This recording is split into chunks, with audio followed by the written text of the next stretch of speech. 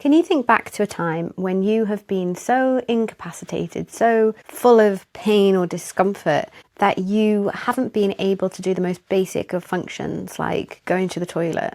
In my conversation with Carla Cressy, the founder of the Endometriosis Foundation, and Sheren Gaulbert, trustee of the Vulval Pain Society, they were discussing their own experiences at rock bottom when, in the most excruciating part of their journey, experiencing all of these different symptoms, they both independently shared little snapshots of what that looked like. And for Carla, the image that really stayed with me was her crawling on her belly to try and make it to the toilet, not feeling that confidence that she could stand up, feeling so weak, but also so full of pain that it just wasn't possible for her to make her way to walk there. It really stood out to me as an image because it so illustrated how incapacitated she was with pain. And yet her experience was that she was being told repeatedly by healthcare professionals the pain wasn't explainable, there wasn't really anything wrong, she could try this or that, but it wasn't really being taken seriously. And for Carla, that had terrible, terrible consequences, lots of health complications, multiple surgeries, and now in her early 30s, in medical menopause. This just was really hard to hear and to reflect on that journey, the reality of having to navigate that, having such a severe experience of symptoms whilst being told it's actually all okay. And this also was reflected in Sheren's sharing of discovering her diary after years and seeing that she'd been scrolling page after page how her experience was, sentiments like, I can't cope, I don't think I can go on with this another day. These were things that actually she'd since forgotten about. In her recovery, she'd blocked out unconsciously that it had been that bad, and it was therefore really surprising to her to find just how severe it had been on that day-to-day basis. And so I suppose as I was hearing this and I was thinking about this, what was really resonating was the shared experience of so many people of being in such pain, such discomfort, such disruption to daily activity and being able to participate in life. And yet the reaction being completely disproportionate, acting like there's actually minimal things wrong. And what hopelessness can come with that, because what that really communicates is you're on your own to deal with this. How threatening that is when that's the degree of suffering you're in, and the message is, I think you can make do with it. Everything in your body, everything in your brain can do nothing but see that as entirely threatening, and it communicates back, well, therefore I'm going to be trapped in this forever, and maybe not just trapped in this, but it's going to get worse, and I'm just going to be expected to deal with it. And all the realities play out in your mind of what that would look like for it to be this bad forever, for you to have to try and work with that, for you to have to try and cope on your own. This is one of the most threatening things I believe that your brain can contemplate, having that physical experience of extreme pain, extreme discomfort, and the communicated isolation. You're in this on your own. In fact, when I was writing It's All in Your Body, one of the central points that I try and make that run through the book is these experiences are so threatening that they actually feed into how the body responds to pain, to discomfort, to symptoms, because the association is made, pain or discomfort or whatever the symptoms equals no help, equals isolation. And both of those things in their own right are fundamentally threatening to our systems. And our brain and our nervous system have precise ways of responding to that threat, which compound each other, which build on each other. That social threat, that social abandonment actually activates areas of the brain which overlap with areas of the brain that are involved in pain. And so we can see how the socially communicated threat around that experience can exacerbate the physical experience that you're having. And this is something that's not common knowledge, it's not really thought about, and it's absolutely not addressed in the healthcare system, which could make such a big difference to these experiences. Just that communication of, this is difficult, we hear you, we see you, we're going to make a plan with you. That might not be a quick fix or a magic cure, but it certainly goes a long way to reassure and make you feel safer as a whole. And when you feel safer as a whole, your body also feels that, and that can translate to what you're physically experiencing too. And in terms of this neurobiology of not being seen, Sheren communicated this really well. She was talking about, some of the first muscles to respond may well be your pelvic floor muscles. We often think about how we tense up when we're anticipating some kind of threat or stress, and we think about that in terms of our shoulders perhaps and our jaw. But the same thing happens with our pelvic floor. And when you are having pelvic pain or pelvic floor dysfunction issues or bladder issues, that area usually is already holding a lot of burden and weight. And so not being seen and the threat of that can easily transfer to any tension in that area and cause additional messages back up to the brain. The nerves fire up as your muscles tense, tell you actually there's more stuff going on. And then that creates its own alarm signal of you're getting more symptoms, you're getting more things you need to be aware of. And the brain then sends recon down there. And then we get, again, this evolving cycle of pain, not being seen, more pain, more tension, more not being seen, and so on and so forth. And so you can see how this psychobiological process escalates and keeps symptoms maintaining and exacerbating. And if we recognize as well how the brain works with the associations it easily makes of pain equals threat, naturally, pain equals social rejection, not being seen, abandonment, that's also threatening. So this network is becoming more and more filled in and alive and activated. And the more these networks get woven and activated repeatedly, the more just one element needs to be present for potentially the whole network to activate. So I could go to my GP and see that disapproving face or the blank stare and think, oh, they're not believing what I'm saying. And then I start getting pain, I start getting muscle tension down there. And then I get some kind of a flare up, and then it exacerbates this fear of, oh, I'm not going to be helped. So it's really important to understand the neurobiology of how these experiences of not being seen in the healthcare system can actually very physiologically feed into the experience of symptoms as well. There's actually not very much research assessing or exploring the mechanisms of medical dismissal and physical pain, which is one of the reasons why my colleagues and I at King's College London have decided to do some research in precisely this area. We have identified that one of the issues is actually we don't really have a good measure of medical dismissal. And so how can we measure the impact of that medical dismissal on what's happening in our body and our treatment outcomes if we don't have a measure in the first place? So that's where we're starting. And once we have that, what we want to do is test this hypothesis, which we're seeing in these interviews, we're seeing intuitively with people that we speak to, and how you might experience this yourself, that when you're dismissed, it tends to coincide with symptoms, it tends to coincide with more fear, more threat. We want to show that this has an impact mechanistically on what's happening in the body and how the body's responding. So watch out for that. If you're interested in that research, do sign up to the newsletter, because I'll be making updates there. And if you want to participate in that research, you would be very welcome to, and it would really, really help to quantify the impact of these things that we're talking about, not just on this podcast, but more broadly in terms of how our healthcare system and our healthcare professionals can help or hinder the trajectory of these physical symptoms and conditions. Another element that came up in this podcast recording with Sheren and Carla was about one's world getting smaller as you're navigating the practicalities of having symptoms, but also the fear and anxiety that comes with having symptoms. It makes sense that you make these adjustments, that you try and do things so that you're more confident that you'll be safe if you do get symptoms, or you withdraw from things because of the possibility of getting symptoms. So withdrawing from usual socializing, taking extra measures if you're going out and about. Carla was talking about, looking at all of these seats and weighing up which would have an impact on her pain, which would be okay for her to do, having to take a cushion everywhere. And this, again, is a really common thing when you experience pelvic pain or some kind of pelvic symptoms. You start having to adapt just the most basic of things like sitting or standing. And that then can make you change massive aspects of your life, but also feel very different about aspects of your life. The more aware you are of changes that you might have to make and how that might go down socially, the more you might think it's not worth going out. In fact, research that I did with one of the podcast guests, Lindsay McKernan, was looking at the impact of interstitial cystitis on just broad experience of life, quality of life, psychological well-being. And what we found was overwhelmingly women tended to want to withdraw from life as usual because they were worried about being a burden or worried about the judgment that would come with that.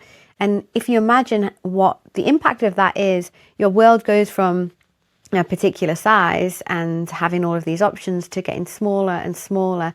And that shrinking tends to increase the more you're worried about the impact on others, being judged, how others are going to see you. And that then means that you have less opportunity for pleasure, less opportunity for positive distraction, less opportunity for doing things that give you a sense of meaning and purpose. And before you know it, your world shrunk down so much that it's just you and the pain or just you and the symptoms. And from there, it's very hard to train your body to feel safer and to help your body respond to pain in a way that is anything but really alert and really vigilant. So recognizing where the world gets smaller and finding a way to gradually increase or make it broader than it is so that you do have these other opportunities that are going to give you a solid foundation for safety is absolutely key. And again, it was one of the things that came throughout this episode with Sheren and Carla, both exploring this in different ways.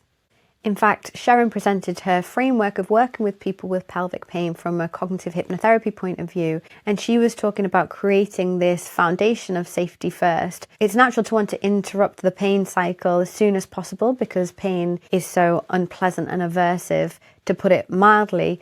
So it makes sense that all the emphasis is on let's get rid of that first. But the point that Sheren was making is if everything in you is heightened, alarmed, has no grasp or calibration of what safety and soothing might look like, interrupting pain is going to be nigh on impossible. So the way that she works in her framework, which is very similar to how I work, is trying to establish that foundation of safety first, doing things, engaging with things that help your body to soothe, to get a sense of meaning, to get a sense of valuing the present moment, which can feel absolutely impossible when you're in pain and symptomatic.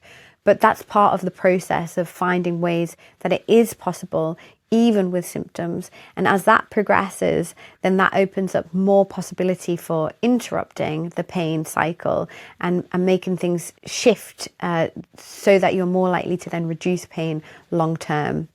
Examples she gave of creating that safety, things like looking for things that give you a sense of awe or pleasure.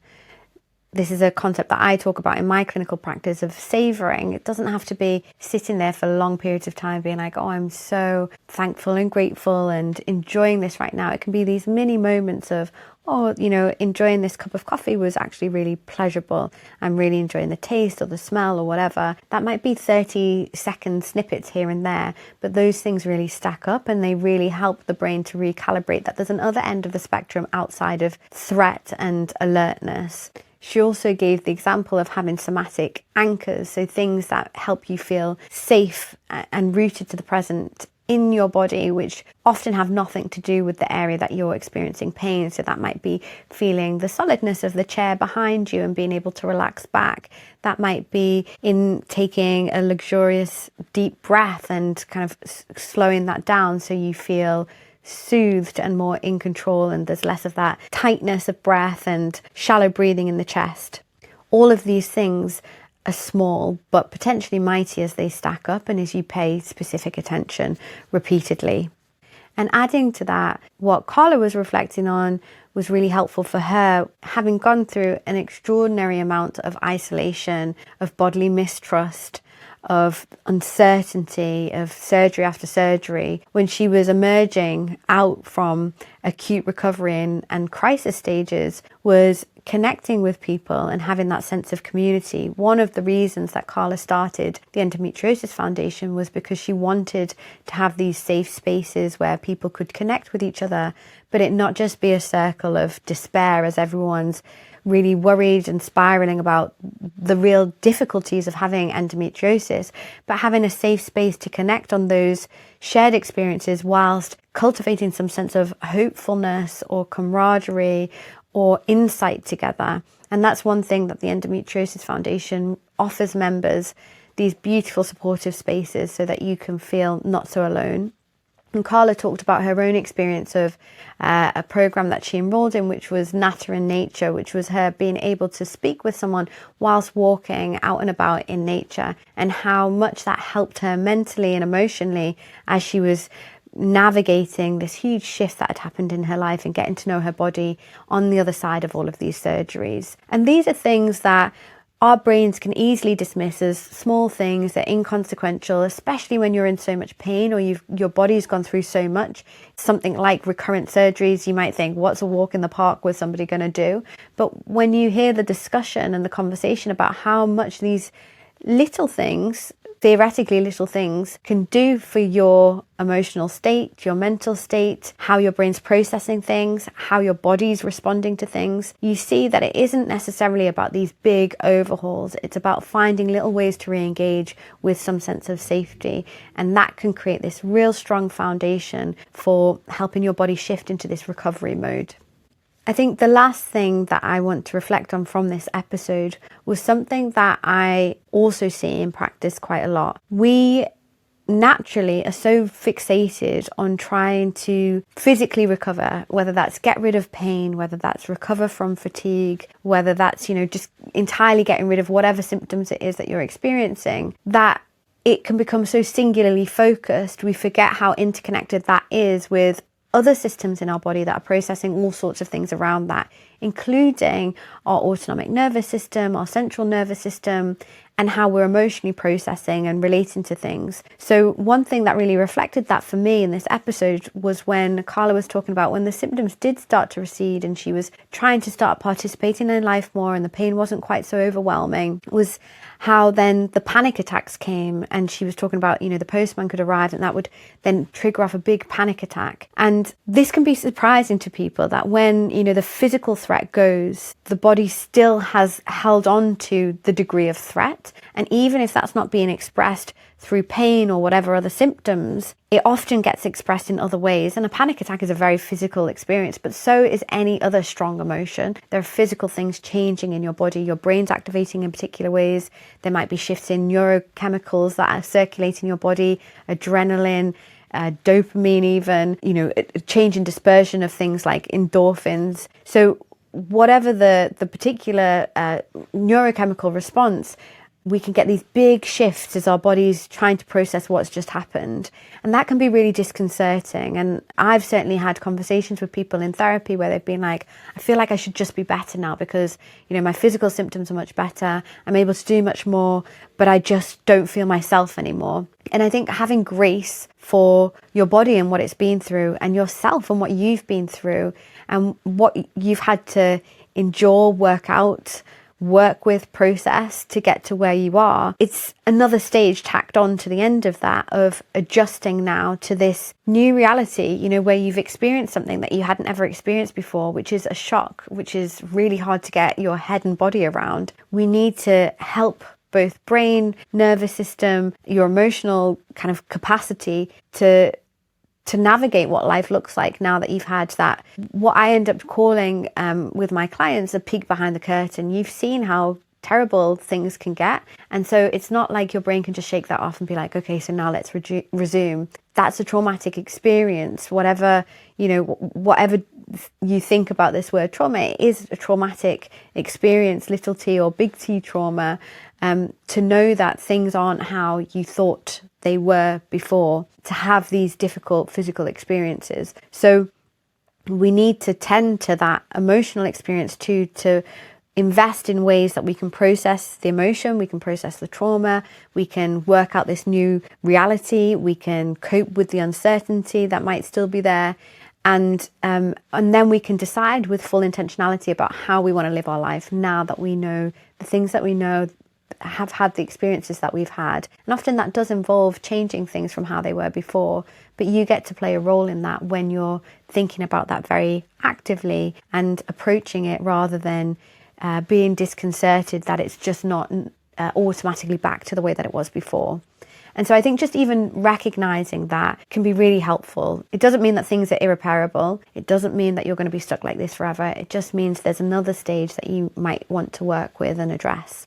So I know that it can be hard to listen to these very real and raw stories about people's lived experiences of being treated very badly and enduring an awful amount of suffering. But my hope is that it also is very hopeful, because these two stories of suffering had so much overlap and so many things different as well. And yet both of the women telling these stories had found ways to navigate such despair and such sense of not knowing what was to come, to get to a place where they're now in a much better relationship with their body. They feel much more informed about what they need to do to take care of themselves, and they're living within their purpose and living within their values. So I hope for you as a listener, it can serve as some inspiration of, no matter where you are, if you're at rock bottom or if you've just emerged from rock bottom, there is so much hope that is available to you, and you don't have to have all the answers right now. You just have to work with where you are. If you haven't listened to the episode with Carla and Sheren, it is linked in the show notes, and I highly recommend giving it a listen. It is a really beautiful and moving conversation with lots of hope and lots of great tips for you to navigate things if you are impacted by this. And if you're a healthcare professional, please do listen, because I think it gives you such a unique lens in thinking about how you work with your patients and the messages that you give them at the outset, even when, medically speaking, there might not be a whole lot that you think is available to them. Just the messaging and how you speak about that can be really, really important. If you're enjoying the podcast so far, please do think about giving it a review. It really helps this podcast to meet the people that will benefit from it. Thank you very much. Take care. Learned something today? Your brain hasn't finished with it yet.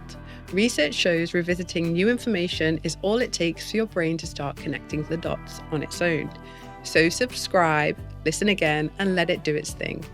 Thanks again to our partners at Convatec Continence Care. Don't forget to check out the resources and references linked in the show notes.